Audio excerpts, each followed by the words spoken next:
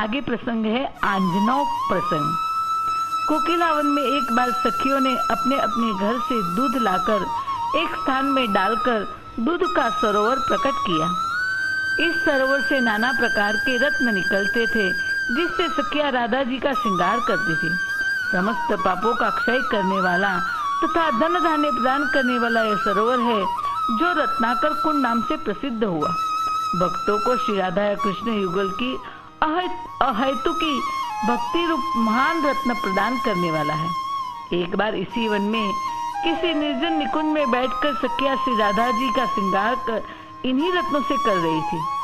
सखियों ने नाना प्रकार के अलंकारों आभूषणों से इन्हें अलंकृत किया।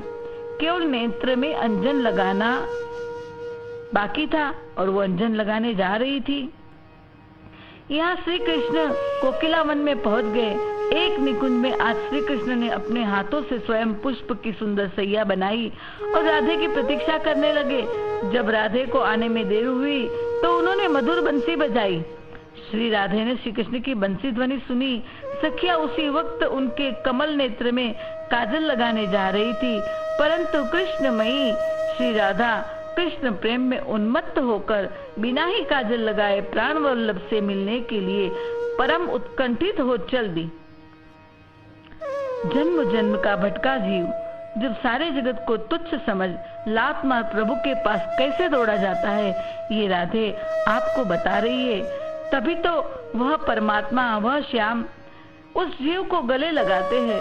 श्री कृष्ण भी उनकी उत्कंठा से प्रतीक्षा कर रहे थे। जब श्री राधे प्रीतम से मिली तो श्री कृष्ण ने उन्हें पुष्प आसन पर बिठाया तथा उनके गले में हाथ डालकर संतृप्त नयनों से उनके अंग प्रत्यांग की शोभा का निरीक्षण करने लगे। उतनी देर में दौड़ी दौड़ी सखिया भी उस निकुंज में पहुंच गई।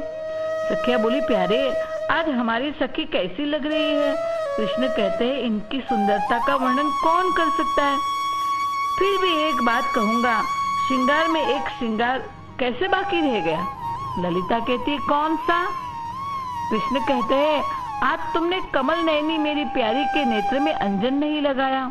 ललिता कहती है, केवल नेत्रों में अंजन लगाना बाकी था, किंतु इसी बीच आपकी बंसी की मुरली ध्वनि सुनकर आपसे मिलने के लिए इतनी किशोरी जो उत्कंठित हो गई कि हमारे बार बार अंजन धारण करने के लिए अनुरोध करने पर भी बिना एक क्षण भी रुके चल दी।